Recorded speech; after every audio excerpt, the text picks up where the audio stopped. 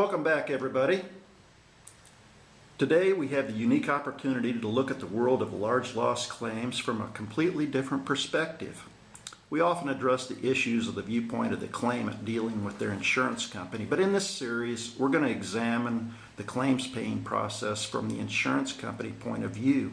We're very fortunate today to have as our guest Mr. Dan LeRose, who spent over 20 years in the insurance industry in various functions, from field adjuster all the way to the property claims manager. Dan brings to us a very wide range of experiences regarding the claim settlement process, and we'll address those over the next few sessions.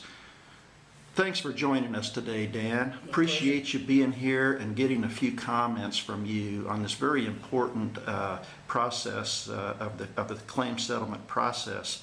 In previous sessions, we've dealt with replacement cost on contents of a home.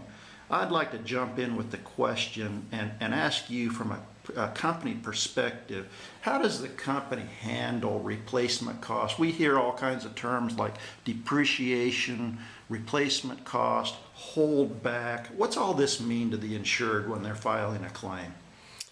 Well, depending upon the insurance contract, most policies indicate that your contents are settled at actual cash value.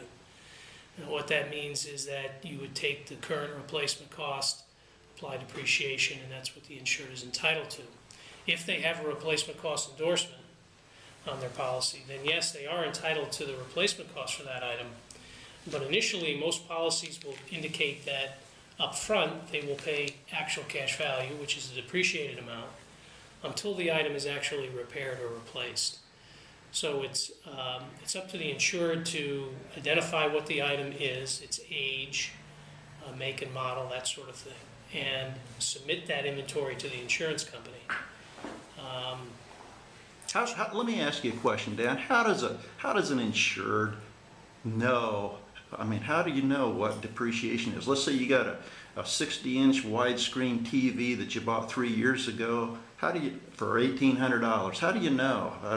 How do you know how to? Well, an insured may not know how much to depreciate an item, and if they're unsure, at least if they provide the insurance company with the type of item, the make, the model, and maybe how old it is, the insurance company uses a number of depreciation tables that are somewhat standard throughout the industry, or they will look at how long an item generally lasts and will depreciate accordingly. Now, what happens if the claimant doesn't even know? They just know they had a 60-inch flat screen TV sitting in their living room. It's not there anymore. They know it was a Toshiba, but they don't know anything more about it than that. What do they do then?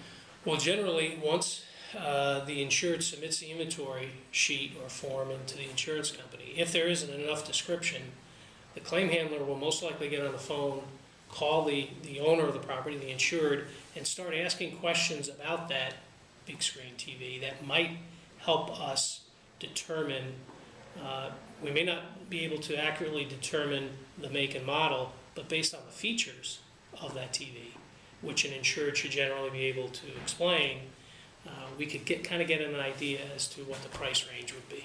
But I can already think to myself, hey, if you've got to do this with most all the major items in your household, you've got a long time and a lot of work on your hands to complete this process. There's no doubt about it. A lot of times what can happen especially after a large loss, is many insureds don't realize that they have to put together an inventory sheet.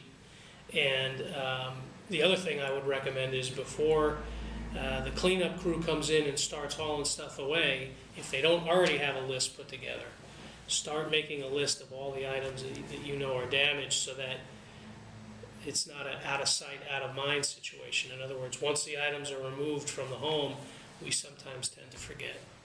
Dan, we sure appreciate your input on this important section, and we look forward to the next sessions to learn more about the claim settlement process from the company perspective. Thanks again, Dan. Thank you.